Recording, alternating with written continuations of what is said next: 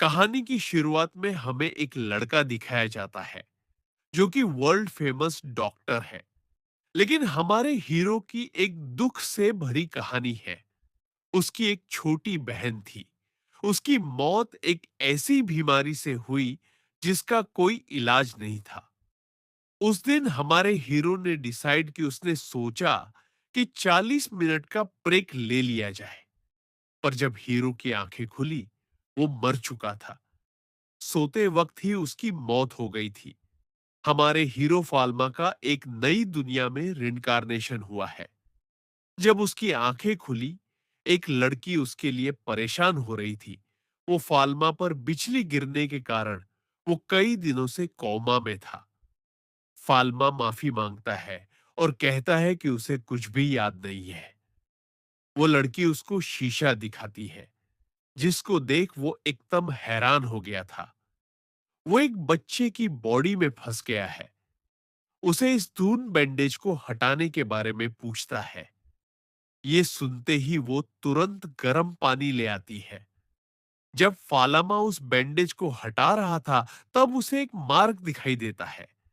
उस मार्क को देखकर शार्लोट घबरा जाती है और खुशी के आंसू रोना शुरू कर देती है। फिर यकीन ही नहीं होता कि फाल्मा गॉड ऑफ मेडिसिन को कैसे भूल गया, जबकि उनका पूरा परिवार उनकी पूजा करता है। फाल्मा शार्लोट को बताता है कि उसे कुछ भी याद नहीं है और वो उसकी बातें सुनकर और भी कंफ्यूज हो रहा है। तो शार्लोट सबसे पहले अप रहे हैं। फाल्मा पूछता है, तो क्या मैं भी मैजिक यूज कर सकता हूं? शार्लोट घबराते हुए बोलती है कि अब आप ये मत बोलना कि आप मैजिक करना भी भूल गए हो। अगर ऐसा हुआ तो फाल्मा को परिवार से ही निकाल दिया जाएगा। फाल्मा क्लियर कर देता है कि वो यूज करने की कोशिश करता है। उसने वाटर मॉलिक्यूल के फॉर्मूले को इमेजिन किया। अचानक फाल्मा का वो मार्क ग्लो करने लगा था। अचानक फाल्मा के हाथों पर पानी तैरने लगता है। ये देख फाल्मा घबरा गया था। वो खिड़की से बाहर सारा पानी फेंक देता। वो शार्लोट को आखिर राहत मिली कि फाल्मा मैजिक यूज कर सकता है। फाल्मा ने अपने मैजिक के बारे में काफी सोचा। उसने रियलाइज किया कि वो जिस भी एलिमेंट के फॉर्मूले के बारे में सोचता, उस एलिमेंट को वो क्रिएट कर पा रहा था। और अपने दूसर वो इस किताब की लैंग्वेज को समझ पा रहा था। डिनर टाइम फॉल्मा के फादर फॉल्मा को ठीक देख काफी खुश थे। वो कहते हैं कि इस खुशी के माहौल में हम तुमसे एक सवाल करेंगे। पर उसकी बीवी मना करती है कि अरे अभी तो ये ठीक हुआ है। फॉल्मा बोलता है, अब जब तुम ठीक हो गए हो तो तुम्हें अपनी ट्रेनिंग वापस शुरू कर देनी चाहिए। अब फॉल्मा ये नहीं जानता था कि कैसी ट्रेनिंग की बात हो रही है। उसने वहां हाँ तो कह दिया था, पर अब जो आगे होगा उन सब के लिए वो बिल्कुल तैयार नहीं है। फॉल्मा बहाने बनाते हुए बोलता है कि उसके ऊपर बिजली गिरने के कारण उसे कुछ भी ठीक से याद नहीं है। एलन उसकी बात को मान लेती है और उसे डिवाइन आर्ट के बारे में क्वेश्चन पूछने लगती है। अब फाल्मा को डिवाइन आर्ट के बारे में कैसे ही पत। ये सुन के एलन उसे अपनी दे देती है, जादुई छड़ी। एलन फाल्मा को एक मैजिक स्पेल करके दिखाती है और उसके बाद फाल्मा भी उसी मैजिक को ट्राई करता है। सरप्राइजिंगली फाल्मा का किया मैजिक स्पेल बहुत ही ज्यादा पावरफुल था। इतना पावरफुल था कि एलन हैरान हो जाती है। वो फाल्मा की बॉडी का माना चेक करने लगती है। उसने फाल्मा को एक टूल पकड़ा दिया जो माना मेजर करता है। जैसे ही फाल्मा अपना माना रिलीज करता है, वो टूल डिस्ट्रॉय हो जाता है। ये देख एलन की फटके चार हो जाती है। इतना पावरफुल मैजिक या तो गॉड या तो डीमन लॉर्ड के पास ही हो सकता है। वो एलन के कंधे पर वही चमकता निशान देखती है। उसने पहचान लिया था कि ये गॉड ऑफ मेडिसिन का निशान है। एलन बहुत ही ज्यादा घबराने लगती है। उसका चश्मा टूट गया था। वो एलन को बोलती है कि वो कभी भी किसी के सामने माना मेजर टूल को ना पकड़े, यहां तक कि उसके खुद के फादर के सामने भी नहीं। सीन शिफ्ट होता है और एलन और फाल्मा एक बेंच पर बैठे हुए थे। एलन अभी भी डरी हुई थी। ये देख फाल्मा कुछ फनी करने की कोशिश करता है और ये बामन की लड़की उसके चक्कर में फंस भी जाती है। अब जब फाल्मा अपने हाथों से स्कोप बना के एलन को हंसाने की कोशिश कर रहा था, तभी उसे एक नई स्किल के बारे में पता चलता है और कहता है कि उसका ऐसा कोई इरादा नहीं है। एलन उस पर यकीन करती है और अपने सर से हेलमेट को उतार देती है। उसकी शक्ल को देखकर ही पता चल रहा था कि वो कितनी बीमार है। वो फाल्मा से उसके यहां होने की वजह पूछती है। फाल्मा उसे बताता है कि उसके फादर ने उसके लिए दवाई भेजी है और साथ ही उसने इस दवाई को बेहतर भी कर दिया है। ये सुन एलन फिर से घबराने लगती है। वो पूछती है कि क्या तुमने इसमें जहर मिलाया है मुझे मारने के लिए? फाल्मा हैरान होते हुए कहता है कि अरे ये तुम क्या बक रही हो, मैं ऐसा क्यों करूंगा, बल्कि इस दवाई को खाने से वो जल्दी ठीक हो जाएगी। पर एलन को उस पे बिल्कुल भरोसा नहीं था। फिर फाल्मा उसके पास आके हाथों को पकड़ता है। वो कहता है कि ये क्या, आज भी उसने आर्मर पहना हुआ है। उसका कहना था कि उसे अपने स्टूडेंट पे तो भरोसा है, पर उसके मैजिक पर नहीं। वो बहुत ज्यादा पावरफुल है, इसलिए उसने ये आर्मर अपनी सुरक्षा के लिए पहना है। वो फाल्मा को थैंक यू भी कहती। इन आई की मदद से सबकी अंदरूनी चोट को देखना शुरू किया। वो उन्हें नोट कर लेता है और तय करता है कि वो सभी के लिए दवाई बनाएगा। फाल्मा अपनी लैब में अपने मैजिक से दवाई बनाना शुरू भी कर देता है। दवाई के बनने के बाद वो ये दवाइयां देखकर ये लोग भी बहुत खुश हुए थे। एक रॉयल फैमिली फार्मासिस्ट के द्वारा मेडिसिन ट्रीटमेंट मिलना ये कोई आम बात नहीं है। असल में ये लोग बहुत ही किस्मत वाले हैं। यहाँ पे शार्लोट इस बात का भी जिक्र करती है कि कैसे ये बीमारी मरीज से दूसरों में फैलती है, इसलिए उसे अपने रूम में क्वारंटीन करके रखा गया है। अब यहां फाल्मा सोचता है कि यह बीमारी उसकी दुनिया में भी थी, लेकिन यहां यह बहुत खतरनाक बीमारी है। लेकिन फाल्मा को इसका इलाज पता था। से मना किया है। फाल्मा उसे चुप रहने को कहता है और बताता है कि वो उसके लिए दवाई लेकर आया है। उसकी बहन ब्लांच वो बहुत हैरान हुई, क्योंकि इस दुनिया में अब तक इस बीमारी की कोई दवा नहीं बन पाई है। फाल्मा घबराने लगता है और झूठ बोलता है कि इस दवाई के बारे में उनके फादर की किताब में ही लिखा हुआ था। शायद वो भूल गए होंगे थे। वो अपनी बहन को इस बात को सीक्रेट रखने को कहता है, जिसके बाद वो ब्लांच को खाना खिलाता है। वो उसके पास ही रुका रहा और उसका पूरा ख्याल रखा। ब्लांच कहती है, आज फाल्मा बहुत अलग बर्ताव कर रहा है। इससे पहले वो कभी भी उसके साथ नहीं खेला करता था। उससे अपना ये वाला भाई बहुत ज्यादा पसंद है। फाल्मा को अपनी छोटी बहन याद आ गई थी। कुछ दिनों बाद बलांच एकदम ठीक हो जाती है। फाल्मा इसके बाद एक मिनी माइक्रोस्कोप बना लेता है, क्योंकि वो हर बार अपनी डिवाइन आई का यूज खुले में नहीं कर सकता। उसी वक्त उसके रूम में कोई आ गया था। वो उसे बताने आया था कि उसके फादर उसे बुला रहे हैं। फाल्मा अपने फादर से मिलने गया, लेकिन यहां सिर्फ उसके फादर ही नहीं, कई और लोग भी मौजूद थे। फाल्मा के फादर उसे अपना सामान पैक करने को कहते हैं।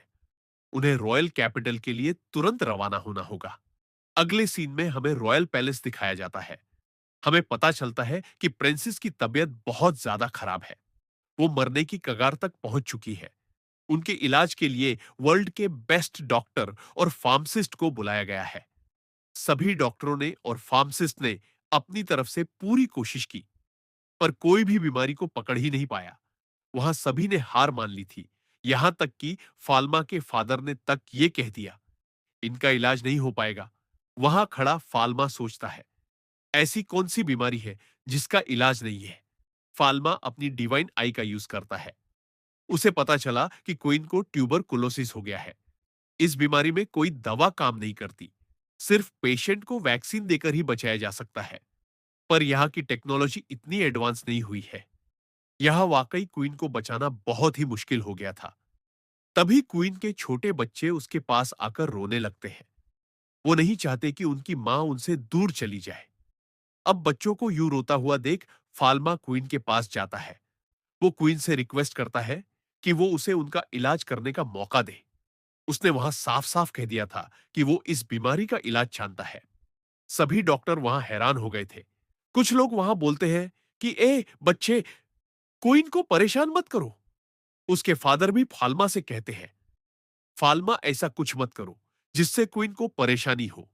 लेकिन तभी क्वीन कहती है, ठीक है, मैं तुम्हें अपना इलाज करने की इजाजत देती हूं। अब सिर्फ तुम ही मेरी आखिरी उम्मीद हो। अब फाल्मा वापस अपने घर आकर अपनी लैब के दरवाजे को बर्फ से जमा देता है ताकि कोई भी इस कमरे में ना घुस सके। यहाँ की दुनिया अभी तक बैक्टीरिया और वायरस से अनजान है। वो एक ऐसी दवाई बना रहा था जो वायरस को रोक सके। तब भी उसकी रूम के बाहर उसके फादर उसको आवाज देते हैं। वो कहते हैं, फाल्मा, तुम्हें पता है ना तुम क्या कर रहे हो?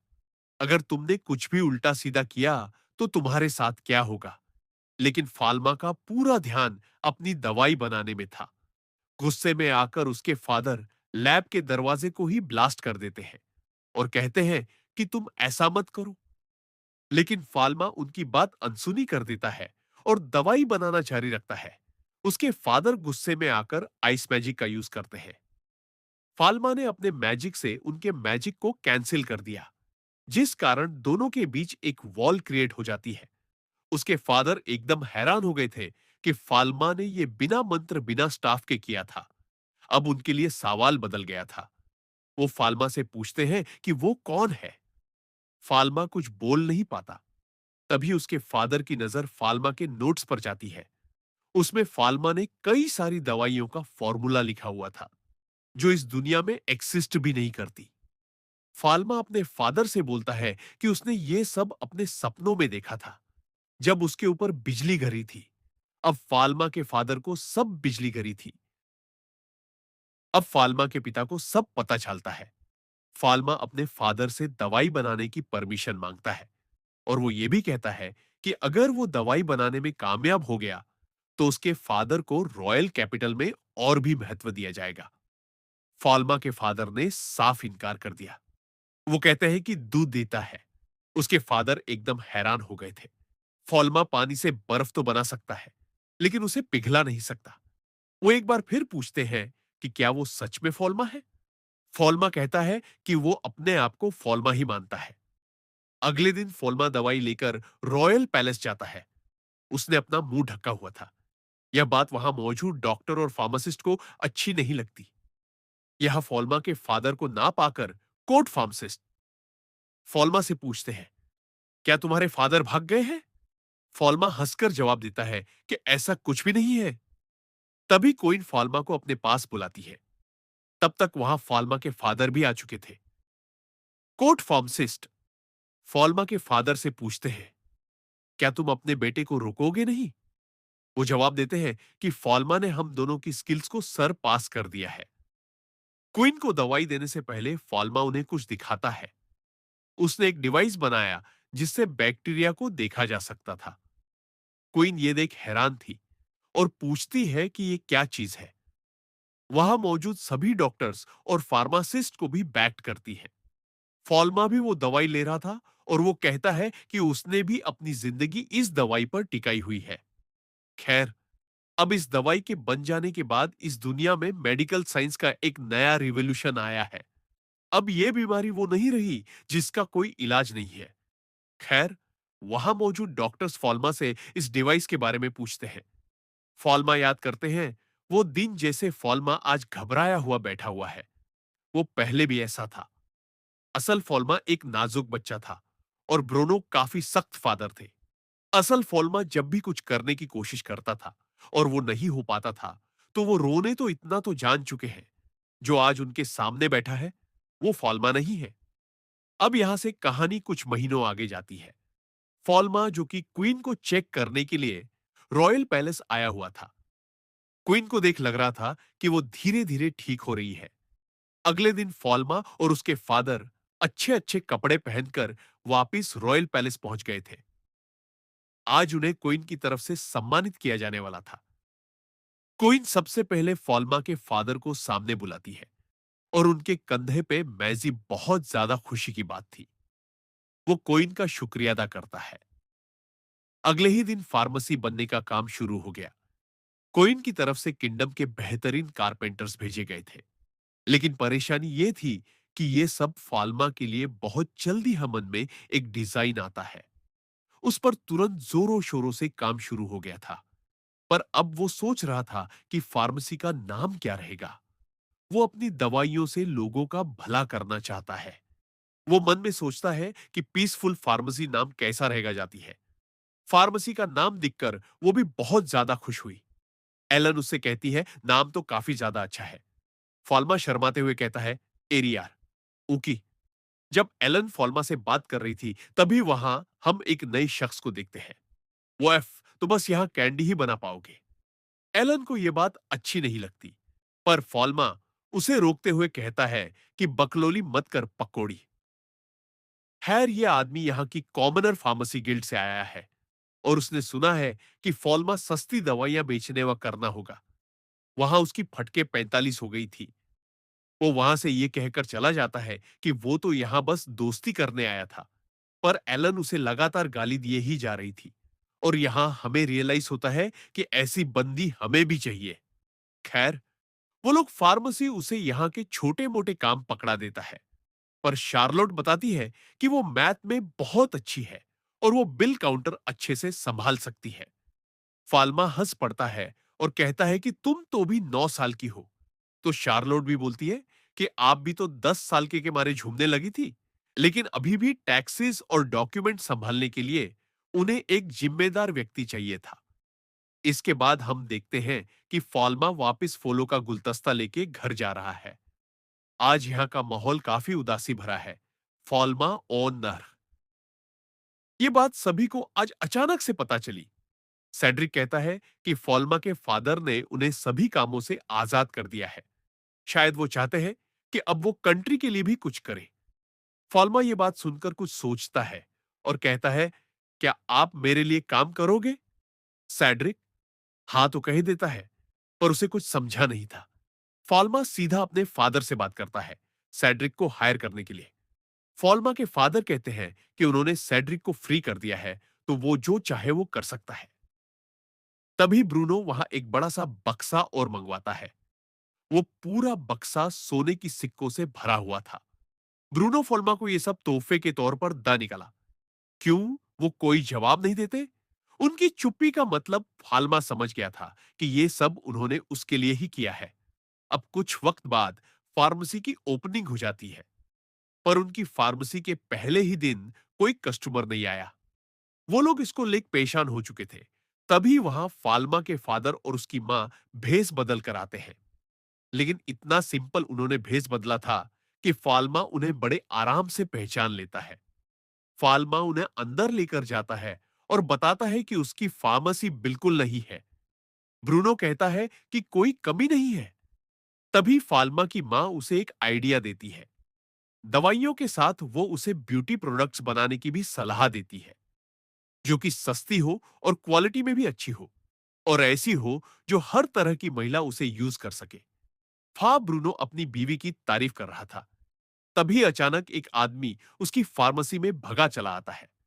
उसे जल्द से जल्द यहाँ के फार्मासिस्ट को अपने साथ ले जाना था। वो बताता है कि एक लड़की की हालत बहुत खराब हो गई है। फाल्मा तुरंत उसके साथ, लड़की हल्की सी ही खोल पा रही थी। अपने सामने एक बच्चा देख वो सोचती है, लग गए गुरु। फाल्मा अपनी डिवाइन आई से उसे एग्जामिन करता है। उसे बॉडी में कोई बीमारी नहीं दिख रही थी, लेकिन तभी वो कुछ नसों के पास अजीब से निशान दे। उसकी हालत थोड़ी ठीक हो जाती है, तो वो लोग उससे सवाल करते हैं कि उसने अपने हाथों पे कट क्यों लगाए थे। असल में ये कट इसी लड़की नहीं लगाए थे। नसों पर हल्के कट लगाकर ये जानबूझ के अपना ब्लड लॉस कर रही थी, क्योंकि ऐसा करने से इसकी की जैसे उन्हें परेशान होना पड़ा। वहां के इंचार्ज ब्रूनो को यहां काम करने वाले सभी से इंट्रोड्यूस करवाते हैं। फॉल्मा के आ जाने के बाद वो पानी में खेलने की जिद करने लगते हैं। फॉल्मा को पानी में खेलने का शौक नहीं है, लेकिन वो दोनों हद से ज्यादा जिद करने लगते हैं और उनकी मासूमियत के आगे फाल्मा को झुकना ही पड़ जाता है। वहां मौजूद एलन भी कहती है, चलो मैं भी ना लेती हूं। फॉल्मा पूछता है कि आप स्विमिंग सूट लाई है। एलन कहती है, मुझे स्विमिंग सूट की क्या जरूरत। फाल्मा की सोच गंदी होने लगती है। हैर ब्लांच को पानी में खिलता देख फाल्मा को अपनी बहन याद आ जाती है। वो भी पिछली दुनिया में फाल्मा से पानी में खेलने की जिद किया करती थी। फाल्मा बात को टाल देता है कि वो अगली साल खेलेंगे। वो भी अपने भाई की बात मान के उससे प्रॉमिस ले लेती है। वो वाकई अपने भाई के साथ पानी में खेलना चाहती थी, पर अगल ही साल उसकी गुप्त बीमारी के बारे में पता चला। फिर जो हुआ हम सभी जानते हैं। अचानक फॉल्मा को ब्लांच की चिल्लाने की आवाज आती है। वो किनारे से दूर जा चुकी थी, जिस कारण वो समुद्र के तल में डूबने लगी थी। एलन उसकी मदद करने जाती है, लेकिन उसे भी तैरना नहीं आता। उतने में फॉल्मा काफी तेजी से ब्लांच की ओर तैरने लगता है। उसे डर लग रहा था कि क्या वो इस दुनिया में भी अपनी बहन को खो देगा। ब्लांच समुद्र के तल की ओर डूबने लगती है। फॉल्मा इस चीज को एक्सेप्ट नहीं करना चाहता था। अचानक उसका मार्ग तेजी से ग्लो करने लगता है। अचानक उस एरिया का सारा पानी गायब हो जाता है। समुद्र के उस हिस्से में वो जगह खोखली हो चुकी थी। पानी वहीं के वहीं थम गया था। वहां मौजूद एलन को अपनी आंखों दिखे इस चमत्कार पर यकीन नहीं होता। जिस जगह अभी ये लोग खड़े हैं, वहां पानी सूख चुका है। यानी कि फाल्मा ने सिर्फ पानी हटाया ही नहीं, यहां से गायब ही कर दिया है। फाल्मा ये खुद नहीं जानता कि उसने ये कैसे क्या किया है। फाल्मा ब्लांच को वहां से बाहर लेकर आता है। उसने फाल्मा को गले लगाकर रोना शुरू कर दिया था। फाल्मा अपनी डिवाइन आई से ब्लांच को एग्जामिन करता है और तसल्ली करता है कि अब सब कुछ ठीक है। एलन फाल्मा से पूछती है कि वो सब क्या था, लेकिन फाल्मा भी नहीं जानता। वो कहता है कि शायद उसने नेगेटिव एट्रीब्यूट मैजिक का इस्तेमाल ही कर दिया। एलन कहती है कि लेकिन तुमने जो भी किया वो ठीक किया। मैं भी डिवाइन मैजिक की मदद से ब्रांच को बचा नहीं पाती। फाल्मा अपनी बहन को याद कर ब्रांच को कस के पकड़ लेता है। उसने अपनी बहन को बचा लिया था। अब जब फाल्मा रात में, यानी कि फाल्मा का मैजिक इंसानों को भी नुकसान पहुंचा सकता है। अब फाल्मा अपने आप से ही डरने लगता है कि उसने अगर गलती से ब्रांच को ही नुकसान पहुंचा दिया होता। तो तभी शार्लोट वहां आती है और फाल्मा से पूछती है कि क्या उसे कुछ चाहिए। फाल्मा ना में जवाब देता है और कहता है कि आज जो भी हुआ उन सब का फाल्मा कहता है कि उसने सबको डरा दिया था। शार्लोट कहती है कि सारी गलती मेरी है। ब्रांच को बचाने की जिम्मेदारी उसकी थी और आपने तो एकदम कमाल ही कर दिया। आपने हीरो की तरह पानी में छलांग लगा दी और एक हीरो की तरह ब्रांच को भी बचा लिया। फाल्मा वो कहती है कि वो फाल्मा के इन शब्दों को कभी नहीं भूलेगी। अचानक सीन चर्च पर शिफ्ट होता है। वहां मौजूद प्रीस्ट ओरफरेद के उस बच्चे के बात कर रहे थे, जिसने समुद्र के पास उस बच्चे को देखा, जिसने समुद्र का पानी गायब कर दिया। उसने बताया कि वो बच्चा बहुत डरावना है और उसकी एक पूंछ भी है।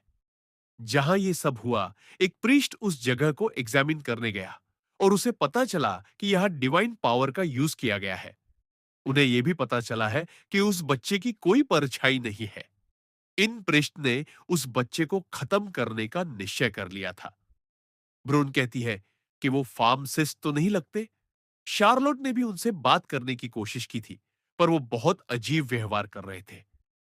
शार्लोट कहती है कि हमें गार्ड्स को इन्फॉर्म कर देना चाहिए, पर फॉल्मा मना कर देता है क्योंकि वो उनके मेहमान है। अगले दिन की सुबह सुबह जब गार्ड्स अपनी मॉर्निंग ड्यूटी पर आई ही थे, तभी वो देखते हैं कि एक घोड़ा गाड़ी तेजी से फार्मेसी की ओर आ रही है। वो फार्मेसी से जा टकराई थी। ये बात जब ब्रूनो को पता चलती है, वो गार्ड्स पर बहुत गुस्सा करते हैं। ब्रूनो को शक है कि यहां मौजूद मेडिकल गिल्ड ये सब कर रही है। वो लोग कोइन को इन्फॉर्म करने का फैसला करते हैं। वहां पीछे खड़ा फॉल्मा सोच रहा था कि ये मेडिकल गिल्ड ने करवाई है या फिर उन सफेद कपड़े वालों लोगों ने। फॉल्मा अपने फादर को अभी कोई भी फैसला लेने से मना करता है। हो सकता है कि चीजें कुछ अलग हो और बात आगे बढ़ जाए। अब उस घोड़ा गाड़ी के द्वारा आया हुआ कचरा वो लोग साफ कर रहे थे। वो देखते हैं कि घोड़ा गाड़ी ने फार्मेसी के अंदर तक नुकसान पहुंचाया है। क्लीनिंग मैजिक भी यहां काम नहीं कर रहा था, लेकिन ऊपर वाले फ्लोर को कोई नुकसान नहीं पहुंचा है। अब तभी हम वही बूढ़े वाले अंकल को देखते हैं जो अपने ताकतवर क्रू के साथ फालमा की फार्मेसी में आए हैं। ये लोग फालमा की फार्मेसी को ठीक करने आए हैं क्योंकि फालमा बहुत अच्छा बच्चा है और उन्हें इसकी दुकान की कैंडी बहुत पसंद है। फालमा उनकी मदद के लिए उन्हें शुक्रिया कहता है और वो लोग काम पे लग जाते हैं। देखते ही देखते टाउन के सभी लोग वहां आ जाते हैं। वो फाल्मा से कहते हैं कि उसे कुछ भी करने की जरूरत नहीं है। फाल्मा उनके लिए सस्ती दवाएं बनाता था। वो इतना अच्छा था जिस कारण सभी लोग उसकी मदद करने आ जाते हैं। बंदे ने पैसे नहीं, लाज करने को कहते हैं। यहां पर वो सब संभाल लेंगे। फाल्मा भी उस लड़की को लेके उसके साथ जाने लगता है। रास्ते में हम देखते हैं कि इस लड़की का बर्ताव काफी अजीब है। वो लड़की फाल्मा को टाउन से काफी दूर ले आई थी। अचानक फाल्मा पी ने उससे चर्च के बारे में बताया था। चर्च वो जगह है जहां डिवाइन आर्ट और नोबल्स की सारी जानकारी मौजूद है और चर्च ही नोबल परिवार के बच्चों को डिवाइन आर्ट देते हैं। इनका पद क्वीन से भी ऊपर होता है और इनका बस यही काम इन्वेस्टिगेशन ऑफिसर सैलमन फाल्मा को पकड़ने के लिए उस पर बाइंड मैजिक का यूज करते हैं। पर फाल्मा के ऊपर उस मैजिक का असर ही नहीं होता।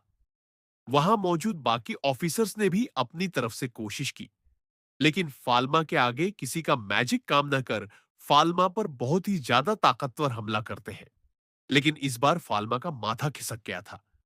उसने बर्फ की एक बहुत बड़ी चट्टान बना दी। फाल्मा का ये रूप देख सैलमन आउट ऑफ कंट्रोल होकर नीचे गिर जाता है। फाल्मा उन्हें धमकाता है कि उसका एल वो सभी लोग फाल्मा के आगे अपना सिर झुका लेते हैं।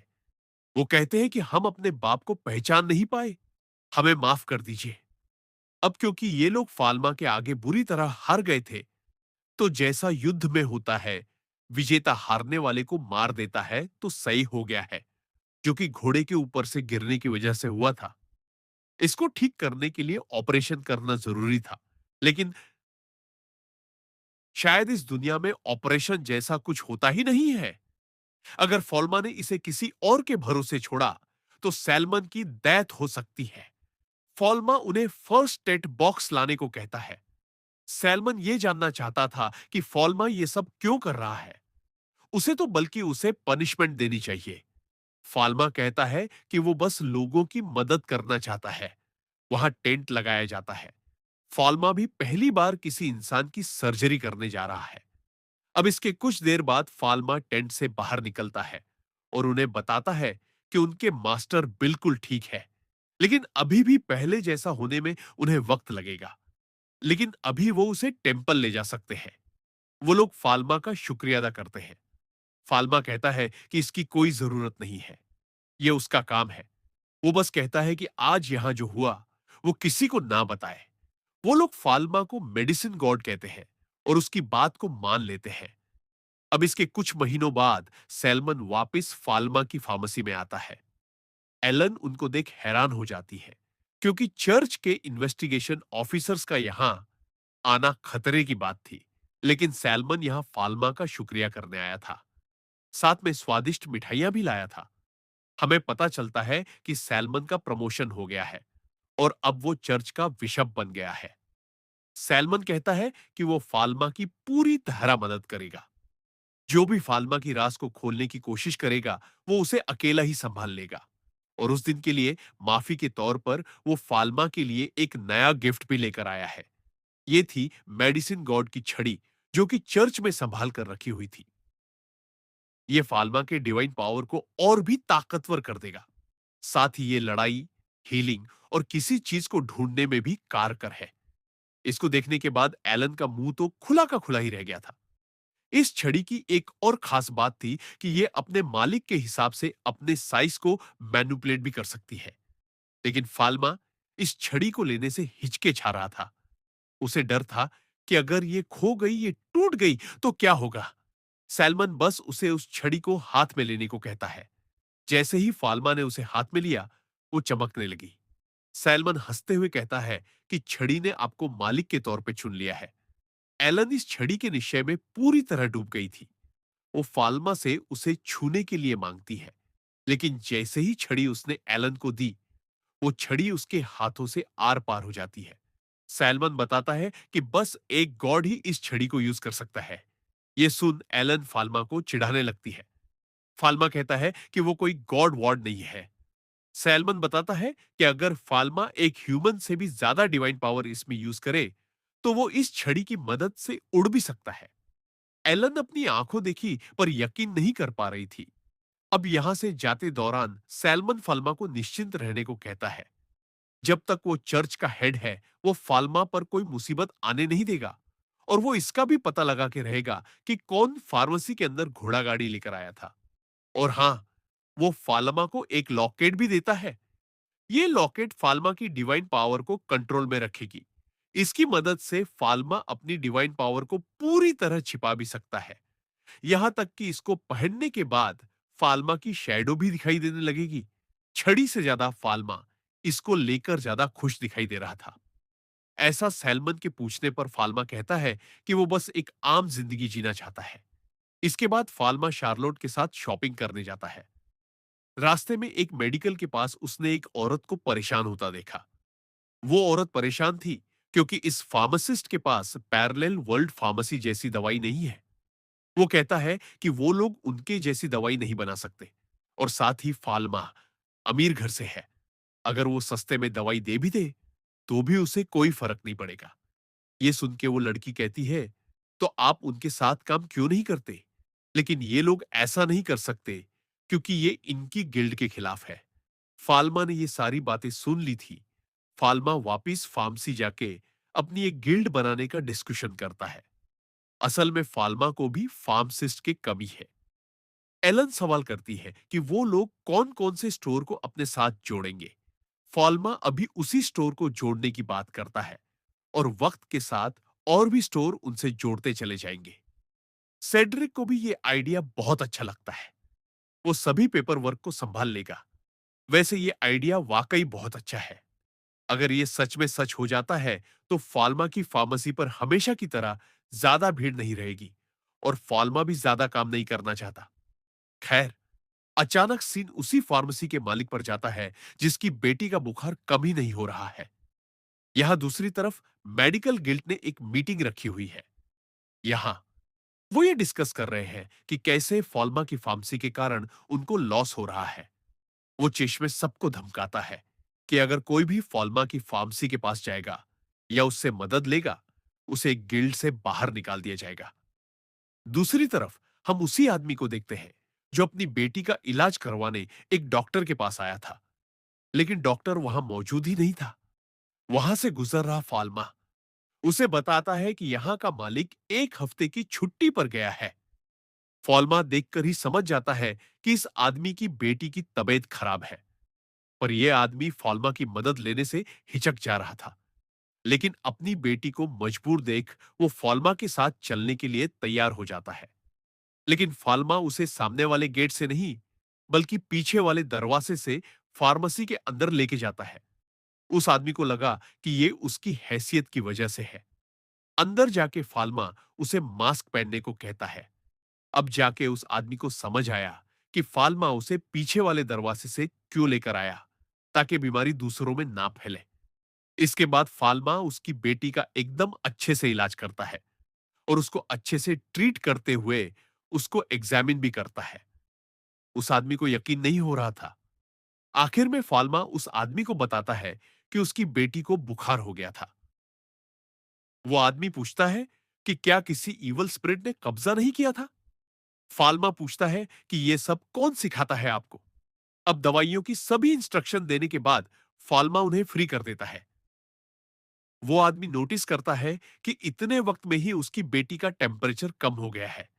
फाल्मा ने उन्हें 5 दिन की दवाई दी और वो कहता है कि अगर इसके बाद भी उसे उसकी जरूरत हो तो वो गार्ड से बात कर सकता है।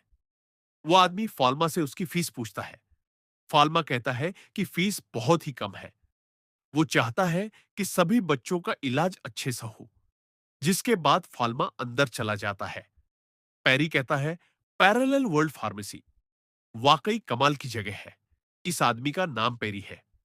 अब पेरी वापस घर लौटने के बाद जब वो अपना काम कर रहा था, वो अपनी बीवी को भी पैरेलल वर्ल्ड फार्मेसी और फाल्मा के बारे में बताता है वो कहता है कि अगर वो फार्मा का 1% भी होता, तो वो अपनी दुकान अच्छे से चला पाता। वो फार्मा से मदद भी नहीं ले सकते, क्योंकि ये रूस के खिलाफ है। उसकी वाइफ उसका हौसला बढ़ाती है कि वो जानती है कि वो कितनी मेहनत करता है और वो रिस्क भी नहीं ले सकता, क्योंकि उनके ऊपर कर्ज भी है और अभी उनकी बेटी छोटी है, जिसका भविष्य उनके ही हाथों में है। पैरी ये कहते हुए रोने लगता है कि वो तो अपनी बेटी का इलाज भी नहीं कर सकता, जिसके बाद वो दोनों ही दुखी हो जाते हैं। अगले दिन आज फिर कॉमनर मेडिकल गिल्ड में मीटिंग हो रही थी। वो लोग इसी बात को लेकर परेशान थे कि अब उनकी दवाइयां ना के बराबर भी नहीं बिक रही है। मोटू बोलता है कि उसने तो अपनी बीवी को फॉल्मा के ब्यूटी प्रोडक्ट्स ही लगाते पकड़ लिया था, जिसके बाद उसने उसके सामने अपनी ताकत का प्रदर्शन किया। अब वो कैसे भी ब्यूटी प्रोडक्ट्स नहीं लगा पाएगी। खैर, वो पैरी से पूछता है कि उसकी मेडिकल की क्या हाल है, जो कि फॉल्मा के फार्मेसी के सबसे करीब है। पैरी बिना कुछ छिपाए सब बता देता है कि फॉल्मा की फार्मेसी वाकई कमाल की है। वो किसी के साथ भेदभाव नहीं करता। उसने ये भी बताया कि वो अपनी बेटी को भी लेकर गया था। मोटू गुस्सा हो जाता है और बोलता है कि ये बस साजिश है, उन्हें दबाने की कोशिश की जा रही है। वो बोलता है कि कॉम्युनर्स को नोबल से कोई फर्क नहीं पड़ता, वो बस उनका फायदा उठाना चाहते हैं। वो नोबल्स पे भरोसा नहीं कर सकते, नहीं उन पे डिपेंड हो सकते। वो कभी भी भलाई का काम छोड़ के वापिस रॉयल फैमिली के लिए ही काम कर सकते हैं। इसलिए वो पूरा कंट्रोल फाल्मा के हाथों में नहीं दे सकते, वरना आम लोगों को बहुत ही ज्यादा नुकसान होगा। पैरी चिल्लाकर कहता है कि हमें उनके साथ काम करने की जरूरत है। मोटू, जिसका नाम पेरोन है, वो बोलता है कि ये क्या तरीका है अपने मास्टर से बात करने का, जो पैरी ने कहता है कि उनके काम करने का तरीका एडवांस और लॉजिकल है। हम जो अपने पूर्वजों द्वारा जड़ी बूटियों का इस्तेमाल करते आ रहे हैं, हम लोग तो खुद भी नहीं जानते कि ये हमारे पेशेंट्स को ठीक करेगी भी या नहीं। हमारी फार्मेसी टुक्के पे चल रही है। बेरोन उसे गिल्ड से निकल जाने को कहता है। पैरी का सब कुछ बर्बाद हो गया था। उसकी शॉप को पूरी तरह तोड़ दिया गया था। फाल्मा की नजर उस पर पड़ती है। वो उसका ख्याल पूछने आता है। पैरी बताता है कि उसने अपनी गिल्ड को पैरेलल वर्ल्ड ऑफ फार्मेसी के साथ अपना एक्सपीरियंस शेयर किया, जिस कारण हालात अब ऐसे हो गए हैं। उनका लाइसेंस भी अब उनसे छिन चुका है। फाल्मा माफी मांगता है कि यह सब उसकी वजह से हुआ है। पैरी कहता है कि उसमें उसका कोई दोष नहीं है और वो हार भी नहीं मान सकता। वो कहता है कि वो देश छोड़ के एक नई शुरुआत करेगा। ये सब सुन के फाल्मा उसे बताता है कि वो एक नई गिल्ड शुरू करने की सोच रहा है। अगर वो चाहे तो वो उसे ज्वाइन कर सकता है। ये सुन के पैरी तो रोने ही लगा था। अगले दिन एक नई शुरुआत के साथ पैरेलल वर्ल्ड ऑफ फार्मेसी की एक नई ब्रांच बन के पैरी अपनी शॉप खोलने जा रहा था। पर वो घबरा रहा था। उसे डर था कि क्या उसकी फार्मेसी चलेगी। वो फाल्मा नहीं है। उसकी बेटी उसका हौसला बढ़ाती है। वो दरवाजा खोलता है और देखता है कि 50 से ज्यादा लोग उसकी फार्मेसी के बाहर खड़े हैं। पैरी एक बार फिर खुशी के आंसू रोने लगा था। वो सभी का खुले दिल से स्वागत करता है। अचानक सीन चेंज होता है। हमें एक शख्स दिखाया जाता है, जिसको मैजिक सर्कल में कैद किया हुआ था, जिसने उसे पकड़ा हुआ है। वो कहता है कि तुमने कई सारे इलाज के तरीके ढूंढे, लोगों ने तुम्हें जीनियस मानना शुरू कर दिया था, तो फिर तुमने ऐसा क्यों किया। वो बड़ी बेशर्मी से कहता है कि एक दिन सभी को मरना ही है। वहां मौजूद ब्रूनो उससे गुस्से में पूछता है, तो क्या इसलिए तुमने सारे एक्सपेरिमेंट जिंदा इंसानों पर किए थे। वो आदमी ब्रूनो का नाम लेते हुए कहता है कि इन सबसे कोई फर्क नहीं पड़ता। ब्रूनो इस दुनिया में सिर्फ झूठ ही भरा हुआ है। अचानक ब्रूनो की नींद खुलती है। हम देखते हैं कि ब्रूनो बहुत ही घबराया हुआ है। अब अगले दिन डिनर के टाइम जब पूरा परिवार एक साथ बैठा हुआ था, उसी वक्त ब्रूनो पेल की भीजी चिट्ठी पढ़ने लगते हैं। पेल ब्रांच और फाल्मा का बड़ा भाई है, जो दुनिया की सबसे क्रिटेश मेडिकल फार्मेसी यूनिवर्सिटी में पढ़ाई कर रहा है। अब इस लेटर को पढ़ने के बाद ब्रूनो फाल्मा को उसके ऑफिस में मिलने को कहते हैं। ब्रूनो बताता है कि कैपिटल के अंदर बहुत जल्द बहुत बड़ा फेस्टिवल होने वाला है, जिसमें दूर दूर से बड़ी बड़ी हस्तियां भी आने वाली है। लेकिन ब्रूनो को पता चला है कि एक अनजान बीमारी लोगों में फैल रही है। ये अजीब तरह की महामारी है जो नीदरलैंड के पास फैलना भी शुरू हो गई है। पेल ने लेटर में बताया है कि इस बीमारी के कारण 1000 लोगों ने अपनी जान गंवाई है। अब क्योंकि फेस्टिवल में नीदरलैंड से भी लोग आएंगे, तो यहां भी इस महामारी के फैलने का डर है। ये लोग नीदरलैंड के लोगों को आने से रोक भी नहीं सकते। फालमा अपने फादर से पूछता है, क्या उनके पास इन्फेक्शन के सैंपल है? ब्रूनो बताता है कि उन लोगों को तुरंत ही जला दिया गया था और ये उनके द्वारा बहुत ही सही डिसीजन लिया गया था।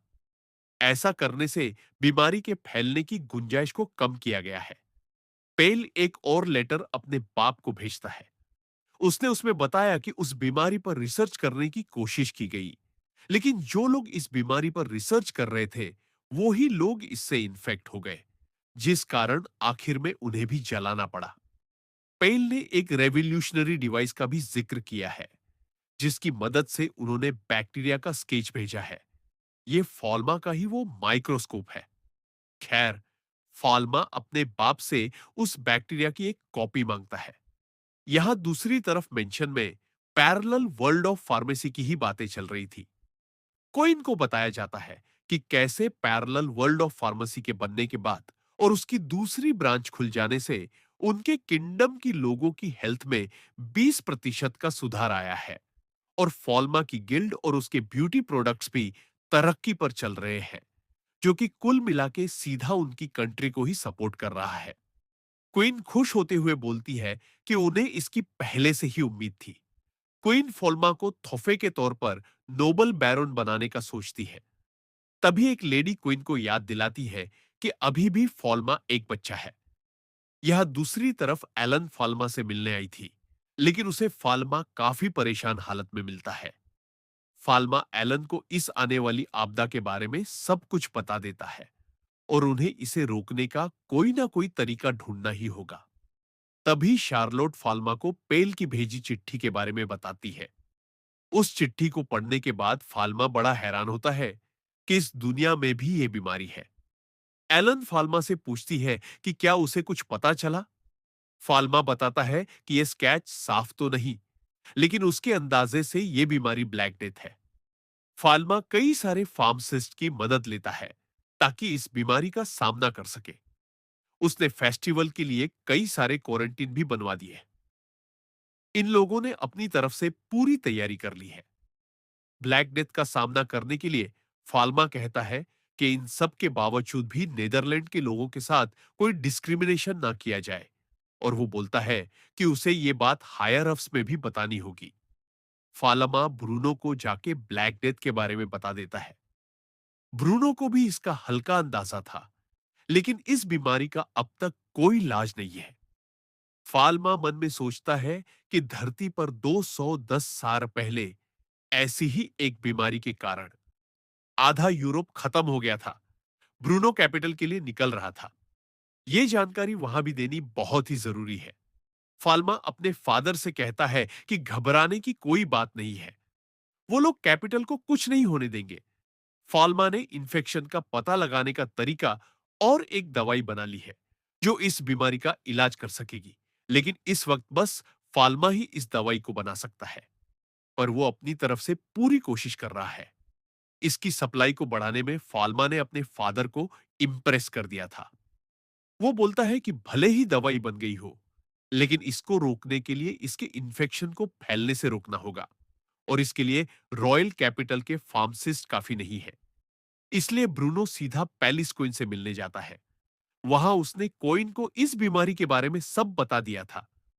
कोइन सभी दरवाजों को बंद रखने को कहती है ताकि इन्फेक्शन कम से कम फैले। फाल्मा कहता है कि इसकी कोई जरूरत नहीं है, पर हर दरवाजे पर इंस्पेक्शन होना जरूरी है। इसके लिए उन्हें कंपाउंडिंग फार्मेसी गिल्ड के सभी फार्मासिस्ट की जरूरत पड़ेगी। कोइन इसका ऑर्डर दे देती है। वो अपने एम्पायर के लोगों को बचाने के लिए कुछ भी करेंगी। हम देखते हैं कि सभी लोग काफी अच्छे से काम कर रहे हैं। फाल्मा ने एक एडवांस माइक्रोस्कोप भी बनाया है। फॉल्मा पेरी से ब्लैक डेथ की दवाइयों के बारे में पूछता है। पेरी बताता है कि मटेरियल सभी के पास पहुंच गया है। अब वो लोग आसानी से 1000 से ज्यादा लोगों का इलाज कर पाएंगे। फाल्मा पेरी को शुक्रिया कहता है और कहता है कि अगर किसी पे पैसे ना हो तो वो लोग फ्री में उसका इलाज करेंगे। पेरी भी कहता है कि वो लोग मिलकर ब्लैक डेथ को रोकेंगे। क्वीन भी परेशान है। फेस्टिवल के दिन को लेके उनके मिनिस्टर उन्हें बताते हैं कि सभी लोग अपना काम बेहतरीन तरीके से कर रहे हैं। उन्होंने प्रीस्ट हेड साइमन को भी इसके बारे में बता दिया है, जो कि अपने तरीके से ब्लैक डेथ की सफाई करेंगे। तो एक मिनिस्टर बोलता है कि यह बीमारी जड़ थे खत्म हो रही है। कोई इन सभी बातें सुन के बहुत ही खुश थी, लेकिन वो अभी भी सभी को सावधान रहने को कहती है ताकि नुकसान को कम से कम किया जा सके। मतलब कि नेदरलैंड से आ रही शिप्स का इंस्पेक्शन करने के लिए यहां बहुत सारी शिप्स आई हुई थी और इन शिप्स में कहीं भी वो वायरस हो सकता है। फॉल्मा वापस शहर आता है। डॉक्टर से उन शिप्स की इंस्पेक्शन की जो कल आई थी। ये काम काफी सीरियसली किया जा रहा है। लगातार लोगों को क्वारंटाइन और आइसोलेट किया जा रहा है। फॉल्मा कहता है कि थोड़ी सी भी लापरवाही बहुत बड़ी प्रलय ला सकती है। अब फॉल्मा यहां से एक शिप की इंस्पेक्शन करने के लिए जाता है, लेकिन उस शिप के कैप्टन को यह चीज बिल्कुल पसंद नहीं आती। उसकी शिप का इंस्पेक्शन करने के कारण वो बहुत ही गुस्से में था। फॉल्मा उसे शांत करता है और वहां मौजूद फार्मासिस्ट से बात करता है। वो फार्मासिस्ट फॉल्मा को इंस्पेक्शन की रिपोर्ट देता है, लेकिन फॉल्मा अपने तरीके से भी इस शिप की इंस्पेक्शन करता है, जिसके बाद वो कैप्टन से कहता है कि यहां सब कुछ ठीक है। कैप्टन काफी प्राउड फील करता है। फाल्मा कैप्टन को कुछ डॉक्यूमेंट देता है जो उसे नीचे दिखाने होंगे, और उसने उसके और उसके क्रू मेंबर्स के लिए कुछ प्रिस्क्रिप्शन भी लिखे थे। अब जब फाल्मा और एलन वहां से जा रहे थे, तभी दूसरी शिप का कैप्टन उन पर चीसें फेंकने लगता है। वो कहता है कि उसे जल्दी से जल्दी अपना सारा सामान नीचे पहुंचाना है, और तभी दूसरा कैप्टन कहता है कि पहले उसका सामान जमीन पर उतरेगा, जिस कारण उन दोनों में ही बहस होने लगती है। एलन को यह सब देख बहुत ही गुस्सा आ रहा था। वो दोनों का मुंह हमेशा के लिए चुप करने जा रही थी, पर तभी वहां कोई कैनन से हमला कर देता है। एलन की तो डर से हालत ही खराब होने लगती है। हम देखते हैं कि एम्पायर नेवी यहां पहुंच चुकी है, और वो कहते हैं कि हमारे यहां आके हमारे ही रॉयल फार्मासिस्ट के साथ तुम ऐसा बर्ताव नहीं कर सकते। यह है कैप्टन जीन, जो कि फॉल्मा की फार्मेसी का रेगुलर कस्टमर है। जीन सभी को धमकी देता है। जो भी फाल्मा को नुकसान पहुंचाने की कोशिश करेगा, वो वहीं इसी वक्त उसकी शिप डुबा देगा। सबकी फट जाती है। अब तो किसी के मुंह से छू भी नहीं निकल रही थी। फाल्मा कैप्टन का शुक्रिया करता है। वो कहते हैं कि ये तो उसका काम है, और वो पूछते हैं कि फाल्मा की फार्मेसी कब खुल रही है। असल में जिनको फाल्मा की शौक की सी कैंडी बहुत ही ज्यादा पसंद है, और इसको लेने से उसके किसी भी क्रू मेंबर को सी सिकनेस की प्रॉब्लम भी नहीं होती। वो तो फाल्मा को उन कैंडीज का बड़े स्टॉक का ऑर्डर देने वाले हैं। फाल्मा को ये सब सुन के बहुत ही ज्यादा अच्छा लगता है। फाल्मा उन्हें बताता है कि फेस्टिवल के बाद सब कुछ नॉर्मल हो जाएगा।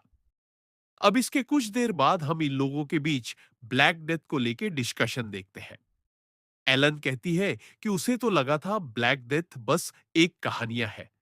अगर फॉल्मा नहीं होता तो वो तो इसका सामना ही नहीं कर पाते। इसके बारे में सोच के ही एलन घबरा गई थी। फॉल्मा कहता है कि जस्ट चिल आउट गाइस, अपन यही पे चे। तब भी वहां एक आदमी आता है जो कि बताता है कि कुछ लोग इंस्पेक्शन से भाग गए हैं, और वो लोग एक विलेज में भी घुस गए हैं। एलन हैरान होते हुए बोलती है, ये क्या बक रहे हो मैशे? वो आदमी बताता है कि वो लोग नहीं जानते कि वो लोग कहां हैं, पर एक व्यक्ति के मरने के बाद से ब्लैक डेथ बहुत तेजी से फैल रहा है। सभी लोग बहुत ही ज्यादा घबराने लगते हैं। फॉल्मा इस नई मुसीबत को संभालने के लिए अकेला जा रहा था। एलन बोलती है कि वो यहां से नहीं जा सकता। अगर फॉल्मा चला जाएगा तो शिप्स का इंस्पेक्शन कैसे होगा? लेकिन ब्लैक डेथ नाम की इस नई मुसीबत को रोकना भी जरूरी था। वो कहता है कि उसे एलन पे पूरा भरोसा है। उसके बिना भी वो सब कुछ संभाल लेगी। जिसके बाद फॉल्मा अपनी छड़ी की मदद से उड़ के वहां से चला जाता है। रास्ते भर फॉल्मा इस ब्लैक डेथ को लेकर ही परेशान हो रहा था। अचानक वो अपना बैलेंस खो देता है, जिस कारण वो एक पेड़ से टकरा जाने वाला था। पर हम देखते हैं कि फाल्मा उस पेड़ के आर पार ही हो गया। अभी भी फाल्मा को इस छड़ी के बारे में बहुत कुछ जानना बाकी है। ऊपर से उड़ते हुए फाल्मा कुछ लोगों को विलेज छोड़ता हो जाता देखता है। हम लोगों ने सुना कि वो लोग कह रहे थे कि विलेज में रुकना यानी डीमन के हाथों मारे जाना। तभी फालमा उनके सामने आता है और उन्हें वापस जाने को कहता है। वहां मौजूद लोग फाल्मा को बच्चा समझ के उससे ही भगाने लगते हैं। फाल्मा उन्हें कहता भी है कि वो उन्हें समझा देगा, अभी विलेज में वापस जाओ। लेकिन वो बहुत ही ज्यादा गुस्से में थे। वो कहते हैं कि वो अपनी जान खतरे में नहीं डालेंगे। तभी एक आदमी कहता है कि ये बच्चा अचानक से सामने आ गया है। कहीं ये वही डीमन तो नहीं जिसने हमारे विलेज को श्रापित किया है। ये बात सुन के वो सभी लोग अपने हाथों में हथियार पकड़ लेते हैं। फाल्मा एक बार फिर उन्हें समझाने की कोशिश करता है कि वो लोग अगर यहां से भाग भी जाएं, तो भी वो इस बीमारी से बच नहीं पाएंगे। लेकिन वो लोग फाल्मा की बात पर यकीन करने को राजी ही नहीं थे, जिस कारण फाल्मा को मजबूरन पूरा विलेज बर्फ से ढकना पड़ता है ताकि बीमारी फैल ना सके। वो उन्हें समझाता है कि वो कैपिटल का रॉयल फार्मासिस्ट है और यहां वो उन सभी को ब्लैक डेथ से बचाने आया है। फाल्मा का रॉयल बैच देखकर वो हैरान हो जाते हैं। वो उन्हें समझाता है कि वो कैपिटल का रॉयल बैच देखकर वो है और यहां वो उन सभी को ब्लैक डेथ से बचाने आया है। जब उन लोगों ने शिप की जांच की तो उन्होंने देखा शिप के तो सारे लोग मारे जा चुके हैं। क्रू मेंबर कैप्टन से पूछते हैं कि अब उन्हें क्या करना चाहिए। कैप्टन के पास अब कोई भी चारा नहीं है। ये वो लोग हैं जो इंस्पेक्शन से बच के भाग रहे थे। कैप्टन कहते हैं कि हमें शिप को डुबाना होगा। वो सभी को कैनन तैयार करने को कहता है। कैप्टन सोचते हैं कि अगर ये व्यापारी भागने की जगह अपना इलाज करवाते तो शायद सभी नहीं, पर बहुत लोग इसमें बच जाते। वो फाल्मा की बात को याद करते हैं कि वो सबका इलाज करके सबको बचाना चाहता है, लेकिन अब बहुत ही ज्यादा देर हो चुकी है। वो अपनी असिस्टेंट से कहती है कि वो बस इस चीज को लेके डरी हुई है कि उनके जाने के बाद इन ऑर्गेनिज्म का क्या होगा। यहां दूसरी तरफ फाल्मा बहुत ही ज्यादा टेंशन में है क्योंकि उसे काफी सारे सीरियस केसेस को हैंडल करना था। जब वो अंदर जाता है तो वहां मौजूद फार्मासिस्ट पूछते हैं, ये बच्चा कौन है? तब सैलमन के पुराने साथियों में से एक उन्हें बताता है कि जबान संभल के बात करो, यह गॉड ऑफ मेडिसिन है। वो लोग फॉल्मा को बताते हैं कि उन्होंने अपनी तरफ से पूरी कोशिश की, लेकिन वो ये पता करने में नाकाम रहे कि कौन इन्फेक्टेड है और कौन नहीं। फॉल्मा इन पेशेंट्स को दवाई देने को कहता है और अपनी डिवाइन आई से सभी लोगों को एक साथ एग्जामिन करता है। यहां लगभग सारे के सारे ही इन्फेक्टेड हो गए थे। सिर्फ दो लोग ही थे जो इन्फेक्टेड नहीं थे। उन्हें बस बुखार था और चिंता की भी कोई बात नहीं है क्योंकि सबके लिए काफी दवा है। अब फाल्मा अपनी डिवाइन पावर सी सबका एक एक करके ट्रीटमेंट करने लगता है। इसमें काफी समय लगता है। जो कि इन्फेक्टेड है और कैपिटल की ओर बढ़ रहे हैं और पूछती है कि कैसी एबिलिटीज। एलन बात को संभालते हुए कहती है, वो इतनी ज्यादा एक्सपीरियंस नहीं है और ना ही उसके अंदर फॉल्मा जैसा टैलेंट है। और ऐसे ही वो लगातार फॉल्मा की तारीफें करी जा रही थी। मारिया उसका हौसला बढ़ाते हुए कहती है कि एलन बाकी सभी कामों में बहुत ही ज्यादा अच्छी है और वो चीजों को काफी अच्छे से समझ लेती है और तेजी से काम करती है, जो कि फॉल्मा नहीं कर पाता। एलन सवाल करती है, मतलब मैं भी कुछ कामों में अच्छी हूं? मारिया कहती है, हाँ बिल्कुल, और मुझे खुशी है कि मुझे तुम्हारे साथ काम करने का मौका मिला है। यहां दूसरी तरफ हम उसी प्रोफेसर को देखते हैं जिसको हमने लैबोरेटरी में देखा था। ब्रूनो ने उसे जरूरी काम से अपने ऑफिस में बुलाया है। उन प्रोफेसर को लग रहा था कि उन्हें काम से निकाला जा रहा है, इसलिए वो ब्रूनो को थैंक्स कह रही थी उसे मौका देने के लिए। ब्रूनो कहता है कि अभी तुम्हें निकाला नहीं जा रहा, उन्हें अपने एम्पायर के लिए एक बहुत ही बड़ा काम करना है जिससे पूरी दुनिया को बचाया जा सकता है। वो प्रोफेसर एकदम हैरान हो जाती है और कहती है कि वो ये सब कैसे करेगी। ब्रूनो उन्हें बताता है कि उन्हें एक माइक्रो ऑर्गेनिज्म से एक मेडिकल सब्सटेंस निकालना है। जब उन्हें उसके नोट्स दिखाए जाते हैं तो वो काफी इंप्रेस होती है। ये फॉल्मा के बनाए नोट्स है जिसको काफी अच्छे से और डिटेल में लिखा गया था। और वो बताती है कि जिन मेडिकल सब्सटेंस का इसमें जिक्र किया गया है वो तो उनकी लेबोरेटरी में काफी वक्त से पड़ी है। ब्रूनो एकदम हैरान हो जाता है। ब्रूनो देखता है और उसे यकीन नहीं होता कि ये सब तो पहले से ही उनके पास थी, लेकिन अभी भी इनसे दवाइयां बनाना बाकी था। ब्रूनो उस प्रोफेसर का बजट बढ़ा देता है और कहता है कि अभी वो रिटायर नहीं हो सकती। वो प्रोफेसर खुश हो जाती है और कहती है कि मुझे होना भी नहीं था। तभी उनकी असिस्टेंट वहां आती है, जिसने वहां सभी को एक ऐसी खबर दी जिसने सबको वहां हैरान कर दिया। वहां दूसरी तरफ विलेज में सभी लोगों का इलाज हो गया था। इसमें वाकई बहुत ही ज्यादा वक्त लग गया। फॉल्मा ने यहां कई लोगों की जान बचाई। वहां दूसरी तरफ विलेज में सभी लोगों का इलाज हो गया था। लोग कहते हैं कि उन्होंने कुछ भी नहीं किया। वो लोग तो वही कर रहे थे जिसके लिए उन्हें कहा गया था। हालांकि इनके सामान को तुरंत जला दिया गया था। फाल्मा उन लोगों को एग्जामिन करता है। ये सारे के सारे ही ब्लैक डेथ से इन्फेक्टेड थे। फॉलमा उनसे सीधा सीधा सामान के बारे में पूछता है। वो बताते हैं कि बग्घी में लकड़ियों के बने सामान थे और मसाले और सफेद गिलेरिया। फॉल्मा ये सुन एकदम हैरान हो जाता है। ये व्हाइट स्क्रिल को पैंटी आइलैंड से ही लाया गया है। पैंटी आइलैंड वही जगह है जहां से ये ब्लैक देश शुरू हुआ है और आज के वक्त में ब्लैक देश से वहां कोई भी नहीं बच पाया है। फॉलमा उनसे पूछता है कि वो इस सब क्यों कर रहे हैं। वो बोलते हैं कि उन्हें पैसे दिए गए थे, वो तो बस अपना बोला हुआ काम कर रहे थे। वो बताते हैं कि उनके साथ 5 होली नाइट भी मौजूद थे। होली नाइट के बारे में फॉलमा कुछ नहीं जानता था। चर्च के प्रीस्ट फॉल्मा को बताते हैं कि होली नाइट को बहुत ही अच्छे तरीके से डिवाइन आर्ट में ट्रेन किया जाता है और वो बहुत ही ज्यादा ताकतवर होते हैं, लेकिन वो रॉयल फैमिली या गॉड की रूप को ही प्रोटेक्ट करते हैं। तो इस काम में उनका होना बहुत ही अजीब बात है। अब फाल्मा सभी कड़ियों को जोड़ने लगता है। होली नाइट्स ही इस बीमारी को देश भर में फैलाने की कोशिश कर रहे हैं। शायद क्वीन को जो बीमारी थी वो भी ब्लैक डेथ ही थी। शायद वो क्वीन को मार के देश में सत्ता पलट करने की कोशिश कर रहे थे, पर फाल्मा की वजह से वो नाकामयाब रहे। इसलिए शायद अब वो पूरे देश को निशाना बना रहे हैं। वो लोग चिल्लाने लगते हैं कि हमने तुम्हें सब कुछ बता दिया है, अब हमें दवाई दे दो। हम मरना नहीं चाहते चर्च की। प्रीस्ट फाल्मा को दवाई देने से मना करते हैं, लेकिन फाल्मा एक फार्मासिस्ट है और उसका काम सबको दवाई देना है। अब गॉड ऑफ मेडिसिन ने ये कहा था तो वो भी कुछ नहीं कर सकते थे।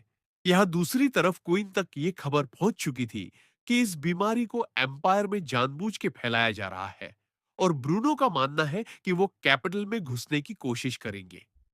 क्वीन सभी गेट्स को बंद करने का ऑर्डर दे देती है। यहां दूसरी तरफ शार्लोट सभी में मास्क बांट रही थी। पैरी भी इंस्पेक्शन का काम कर रहा था, पर तभी उसे पता चलता है कि ब्लैक डेथ आ रहा है।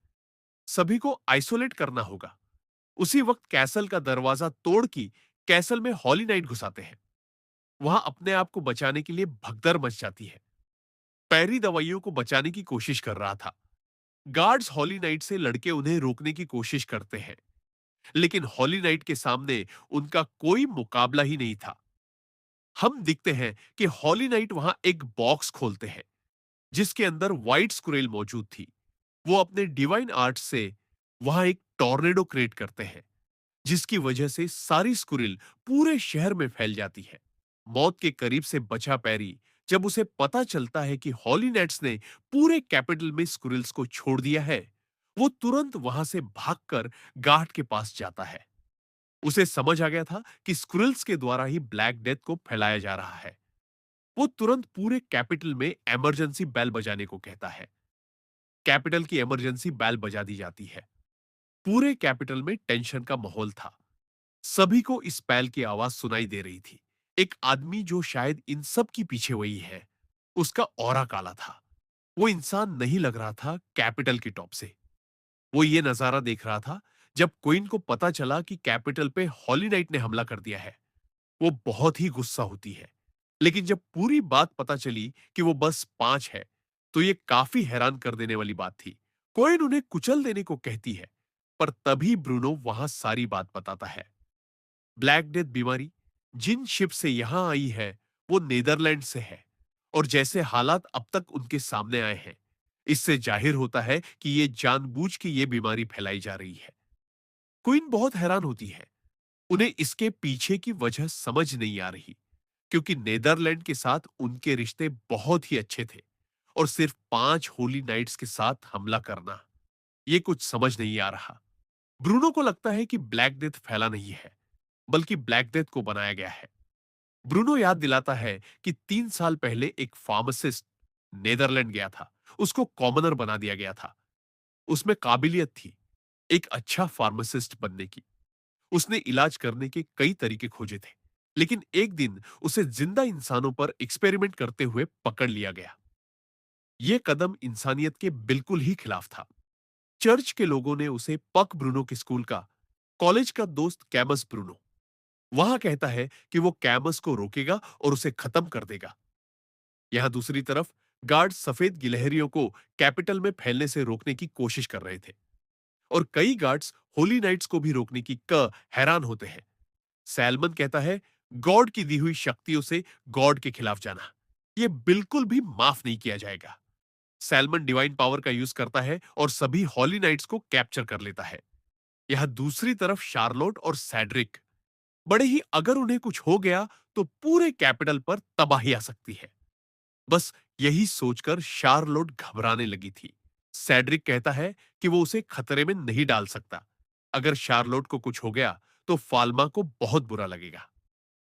दुखी शार्लोट वहां पर तेजी से फैल रहा था, पर वो ये देख ज्यादा घबरा जाता है कि ये स्क्रिल नहीं, उड़ने वाली स्क्रिल है, जिन्हें पकड़ना और उन्हें मारना एक बड़ी चुनौती होगी। वो उठ रहे काले धुएं की तरफ जा रहा था। तभी उसे अपने फादर ब्रूनो दिखा कर रहे हैं। वो बताते हैं कि उनके लोगों को बंदी बना लिया गया है। उनके पीछे एक ऐसा शख्स है जो पलक झपकते ही 1000 लोगों को मार सकता है। ब्रूनो उस होली नाइट से पूछता है, क्या वो एक आंख वाला आदमी है जिसके नीले बाल हैं और उसके चेहरे पर जज को कहते हैं। फाल्मा ब्रूनो से पूछता है कि क्या वो जानते हैं कि इस शार्लेट सबको बचाने जा रही थी। यहां दूसरी तरफ होली नाइट्स का इज्जत से अंतिम संस्कार किया जाता है। सबको लग रहा था कि अब सब कुछ कंट्रोल में है, लेकिन तभी फॉल्मा को एक अजीब एहसास होता है। वो अपनी डिवाइन आई का यूज करता है। उसे एक काली तरफ शार्लोट दिखती है कि फार्मेसी की खिड़कियां खुली हुई है। उसे लगता है कि फॉल्मा वापिस आ गया है। सेड्रिक फार्मेसी का लॉक खुलता है और शार्लोट अंदर चली जाती है। तभी सेड्रिक सोचता है कि दरवाजा बंद है तो खिड़कियां कैसे गिर जाता है। और अब वो शख्स शार्लोट की तरफ बढ़ रहा था। फाल्मा भी फार्मेसी पहुंच गया है। फाल्मा अपनी डिवाइन आई का यूज करता है। उसे जमीन पर कोई पड़ा दिख रहा था और एक काली परछाई, जो कि इंसान तो नहीं है, वो यूज करता है। लेकिन कैमस को कोई हरकत करने की भी जरूरत नहीं पड़ी। वो हमला उसके आगे बिल्कुल ही बेकार था। हम कैमस का असली रूप देखते हैं, जो बहुत ही वाहियात दिख रहा था। ब्रूनो अब आइस लांस का यूज करता है। कैमस भी अब अपना असली सारी जहर थे। फाल्मा एक एक करके हर जहर को खत्म कर रहा था। यहां ब्रूनो का हर एक मैजिक कैमस की ब्लैक एनर्जी के आगे बेकार दिखाई पड़ रहा था। बल्कि अब वो ब्रूनो को एक तरफा कर रहा है। यह फाल्मा को भी बहुत ज्यादा वक्त लग रहा है। और फाल्मा की लेबोरेटरी से एक बोतल निकालता है। वो कहता है, जो खास इंसान बीमारी से लड़ सकते हैं। वो आने वाले इंसानों की प्रजाति को ताकतवर बनाते हैं। बीमारियों से लड़ते हुए इंसान ही इस दुनिया को खूबसूरत बनाते हैं। वो फॉल्मा की लेबोरेटरी की तारीफ करता है, जहां ऐसे ऐसे जहर मौजूद हैं जिनका स्वाद चखना इंसानों का बाकी है। फाल्मा उस दवाई को गायब कर देता है। कैमस शॉक हो गया। फाल्मा कहता है कि वो इनको एक्सपेरिमेंट नहीं कह सकता, जिनका कोई यूज नहीं है। तुम इकलौते हो जिसकी बीमारी को ठीक नहीं किया जा सकता। शार्लोट को हल्का होश आता है। वो फाल्मा को देखती है और कहती है कि वो दुखी दिख रहा है। वो कैमस को एक पंच मारता है। कैमस कहता है कि तुम मुझे समझ क्यों नहीं पा रहे हो? तुम भी तो मेरे जैसे हो। आखिर तुम सच्चाई को अनदेखा क्यों कर रहे हो? वो फाल्मा की तरफ दो जहर की बोतल फेंकता है और सवाल करता है कि क्या बस वही है जो इस दुनिया के काम करने के तरीके को समझ सकता है। फाल्मा दोनों बोतलों को गायब कर देता है। वो कहता है कि मुझे भी कोई समझ नहीं पाता था। जल्द तुम्हारे साथ भी ऐसा होगा। तुम भी मेरी तरह शैतान बन जाओगे।